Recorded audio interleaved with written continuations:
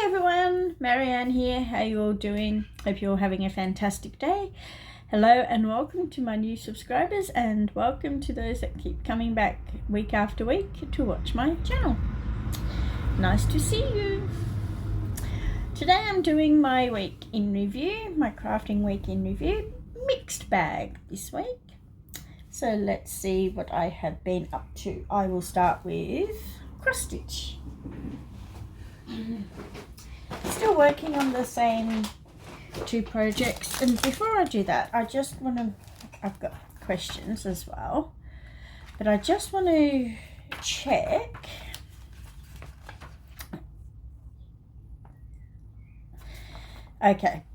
while I explain about the cross stitch, I'll explain about the question. I had a question from Kim O'Connor saying, can I please explain the 6/1 tent stitch? And I'll explain that when I show the cross stitch. So I've been working on the same two projects as last week. The first one is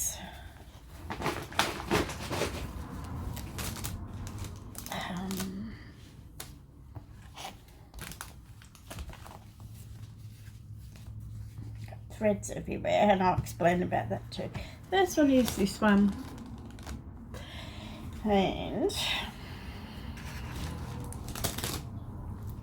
sorry, let me just fold it up a little bit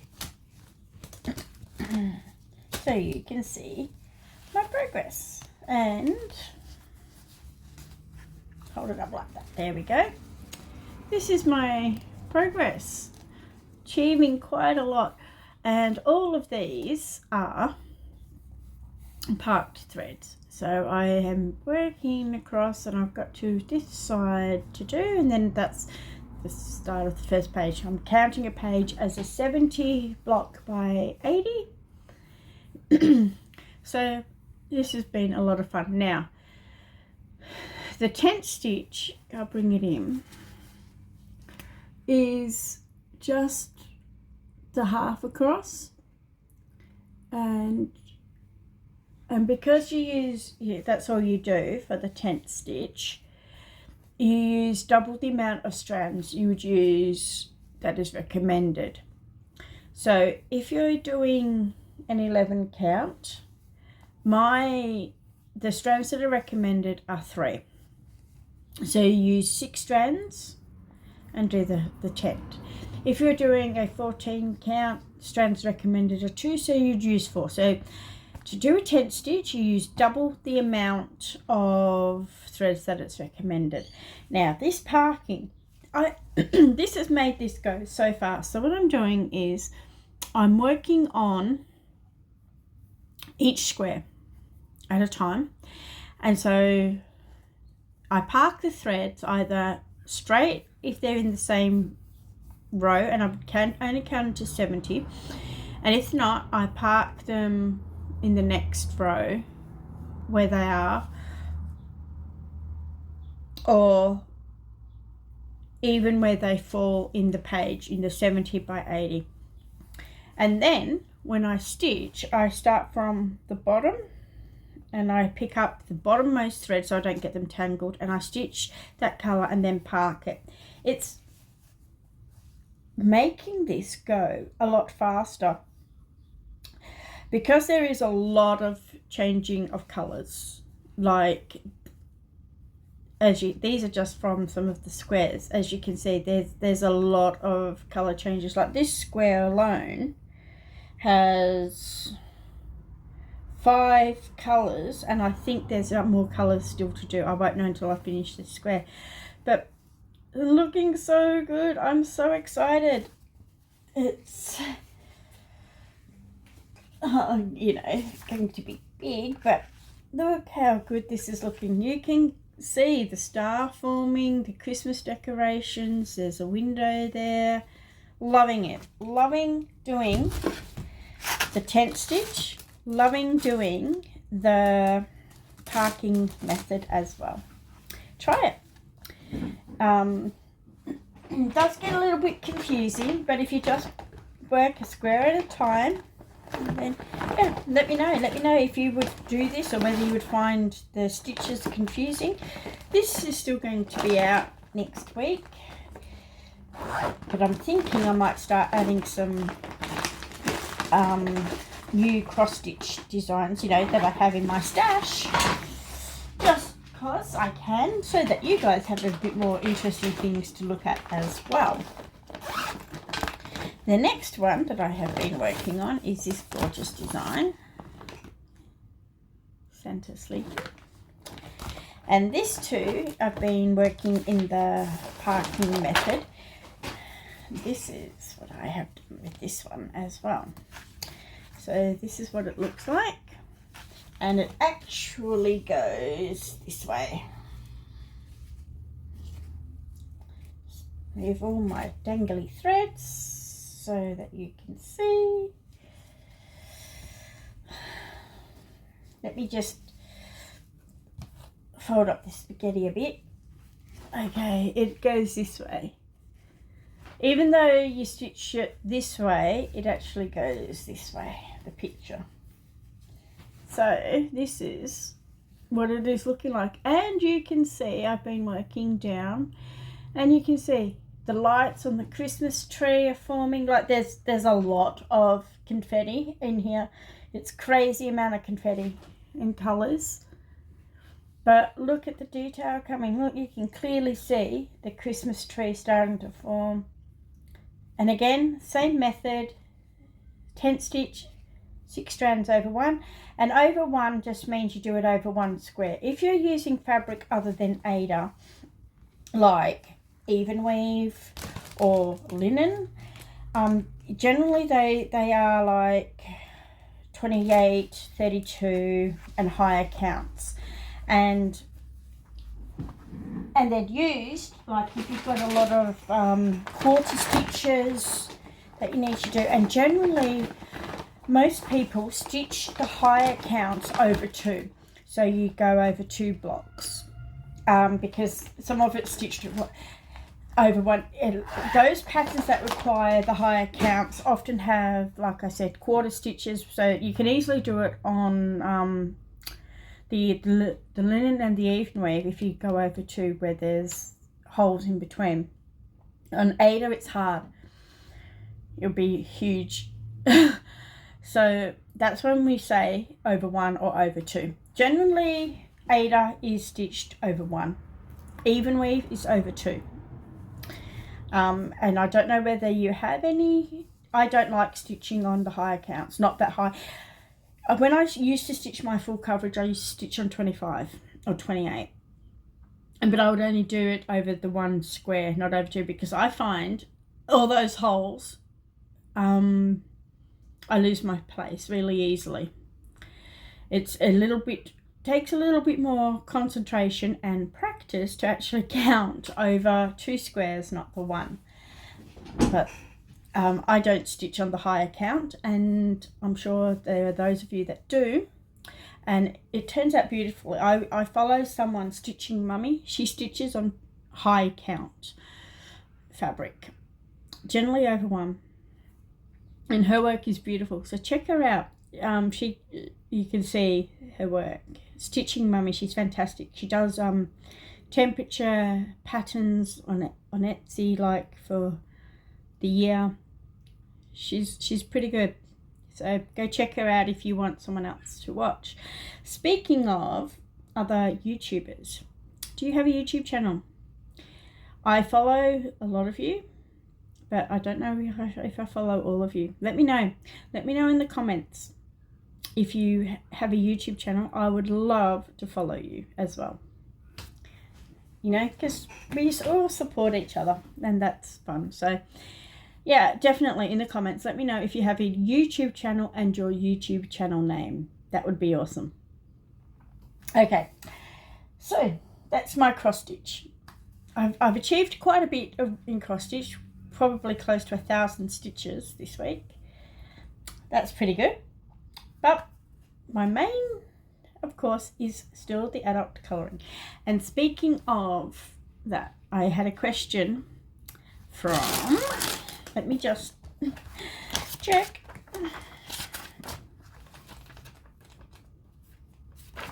Had a question from on the page. Sorry guys. Crafty Christina, what is my favourite craft? That's a hard one. Cross stitch, definitely. I have been cross stitching since I was a teenager, on and off. Always, I might put it down for a little while, always come back to it. So cross stitch, absolutely. There was a period where I didn't cross stitch for quite a few years and I just did diamond painting. So I still love diamond painting. I'm a seasonal crafter as well. So in the cooler months, autumn and winter, I used to like to knit and crochet. I dabble knit, but definitely crochet. Self-taught crocheter and knitting and stuff, but never knitted any garments or any jumpers or anything, mostly hats and socks. But love to crochet blankets and used to crochet amigurumi, but I can't crochet at the moment. So last year I looked at loom knitting and I got into loom knitting a bit, and I think I'm going to stick with loom knitting. It's fun. But I don't do yarn crafts so much until the cooler months. Definitely autumn, winter, when it's cold and yuck and dreary, and plus it's way too hot here in Australia to have a heavy blanket over you when you're crocheting or knitting or loom knitting in summer. It's just, you just melt. So I don't. So when the weather starts changing and the nights start getting cooler, that's when I feel like pulling out of an evening my wool crafts. So I do that seasonally, but I didn't do any this year because I hurt my wrist, and then I discovered that I can loom knit. So I'll be loom knitting socks and blankets. That's for next year though. Another craft that I have been doing is colouring. I started adult colouring a few years ago. Put it away for a while, a few years, at least 3, and picking it back up. I'm not an experienced colourist at all. I'm still learning about shading and everything. Pencils are not my medium of choice. My medium of choice are gel pens, acrylic paint pens, alcohol markers, those kind of mediums. I really admire those that can use colour pencils. Another YouTuber to follow is Chris Chen. She's an amazing artist, illustrator, and she shows you how she colours in her pictures, and they're mind-blowing. I'm not confident with my shading, let me put it that way. So I like to use the alcohol markers and the gel pens and the fine liners, and that's my style of colouring. Not the easy, but not so much in the shading, but I'm really getting back into the colouring. I also really enjoy doing jigsaw puzzles, and I haven't done any for a little while, but I've been working on one this week, which I'll be showing you. So between them all, my crafts come and go. Cross stitch is a constant, comes and goes, but it's a constant. The wool crafts in the cooler months are a constant. The colouring at the moment, that's a constant. That's all I want to do is cross stitch and colour. I've been working on jigsaw puzzles. I like them too, and diamond painting, and it just depends on my mood. I really do enjoy diamond painting, but at the moment my evenings are colouring or puzzle, and there's only so much time in the day where you can actually do stuff. And being the warmer months, we're out and about, and yeah, there's only so much time, but yeah, I've also dabbled. I would love to try resin. Dabbled a little bit in it, not much, and I would love to try paint pouring, but I don't have the space. Yeah, so my craft varies, but depending on my mood, and I guess that's with everyone. Everyone who is a multi-crafter finds their craft varies as well. So I hope that answered your question. Speaking of colouring, look what I have been working on. Okay, we'll start with the stone mosaic by the Balba family. This is the Christmas mandala version. And this is the page I coloured that last night, easy peasy. Yep, so just did that one. This book's fun, so there's that one. Then I coloured in last night another one from this one, the Christmas edition, another fun book to colour in. And what, these books I colour from front to back. I don't pick and choose my pages. Let me just make a piece of paper and coloured this cute little Christmas teapot. I suspect a mouse or something is living in there. It's really adorable. So I did that. So that's the only one. Yeah, because you saw the penguin. Yep, that's the only one in that book. Right, and the next two I'm super proud of. I recently got this one, Johanna's Christmas. Gorgeous book. If you want to see a flip of this book, let me know, okay? It's beautiful. And I did this page. It took me ages. It's all with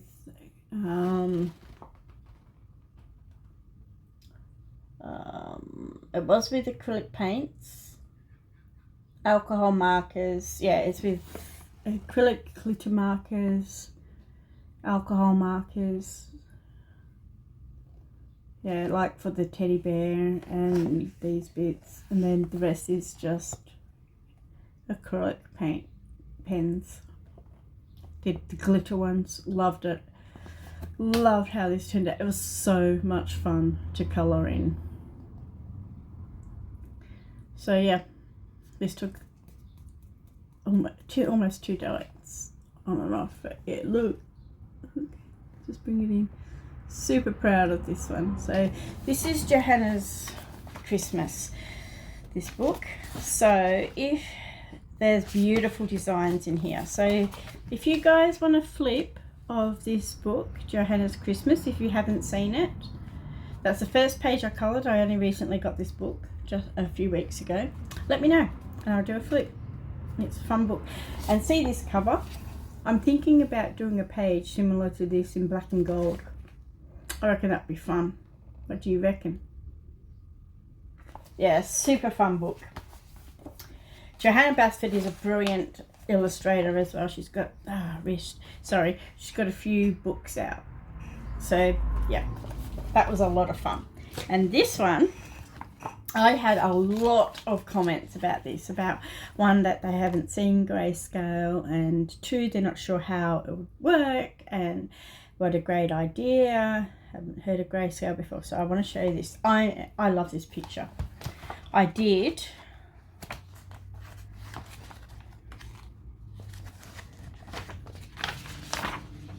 this one.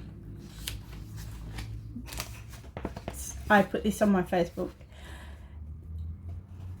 This is the dark version. There is no shading in this, though with grayscale, like you see, you can go in with pencil. If you don't want a straight colour, you can. Grayscale is really good because it can show you where shading can go. So I did this beaut. She turned out amazing. All with alcohol markers, a bit of glitter on her dress, white gel pen around the eyes, and the acrylic paint black one to emphasize her gorgeous eyelashes and eyes. Super proud. So that's the dark version. So those of you that aren't sure of how the dark version will turn out, this is the dark version with alcohol markers, and the lighter version is this one. I was going to do the lighter version, but I didn't get round to it as well. But I'm not going to colour her the same colour. So I just am super proud of how she turned out. She turned out amazing. She's so pretty. And this is why I love grayscale so much, because you can just straight colour and you don't need to add shading. The shading is there, like it shows you. Let me just show you on the light, this one. And this one's another fun winter one. See all the light? You can get your 3 pencils or 2, light and dark, and dark where it's dark and light where it's light, and that's how you can get shading. So grayscale is really good for that as well, to show you how to shade. Or you can do what I did and just straight color her. Love her. She turned out so pretty. I'm so happy with this. So yes, glitter, metallic glitter, pens, bit of glitter on her, bit of glitter on the border in black. Yep. She was a lot of fun to do. And yeah. So that's Hannah Lynn's Early Work Grayscale. So that's what grayscale is. So don't be afraid of working in grayscale. If you've never tried it, it's a lot of fun. Yeah, it is. It's a lot of fun. Okay, I'm going to pause. I'm going to move you and show you what else I have been working on. Okay, I've got my diamond painting out and my puzzle. So just that little bit of diamond painting I have done. This is this design. So not a great deal, but just a little bit. But yeah, this is what I've been working on. This was given to my husband a couple of years ago as a Kris Kringle from someone at his work, and it's a lot of fun. I've never done a wash jig puzzle before. It's a lot of work. The picture you see is not the picture that is there. That you've got no idea what you're puzzling. So let me just move this box.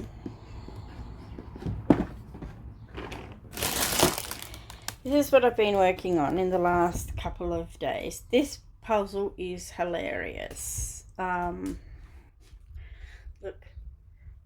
there's so many fun little things happening. Little elves, and it reminds me of like a Where's Wally puzzle. So this is what I've been working on. It's so much fun. Look at this. It's hilarious. But it's very difficult because all I've got is pieces of faces. Look, water pistol there. These wash jig puzzles, there's a lot in the series. So this has taken me 2 nights to get to this far. It's 1,000 piece, so 2 nights to get to this. And it's going to take a while, but it's fun. So hopefully maybe by next week I'll have it finished and then you can see the full design. So yes, I've been working on that as well. I'll just pause you and put you back and sit back down. Okay, I'm back. Yeah, so that's my week in crafting. Like I said, a mixed bag. Really enjoying the cross stitch. Really enjoying the adult coloring. and enjoying the puzzle. So the mixed bag this week. What have you guys been up to? We are 10 days till Christmas now. It is insane. I hope you are getting time to craft. I know that this is a very busy season, very busy time of year for everybody, and there's a lot of things to do, places to see, people to visit, baking to do, a lot. So a lot of crafting, of course, you don't get much done. And if you do, it's maybe for an hour or something. And there might even be days, there's been days where I haven't been, we went and looked at Christmas lights, and there's days, and that's to be expected at this time of year.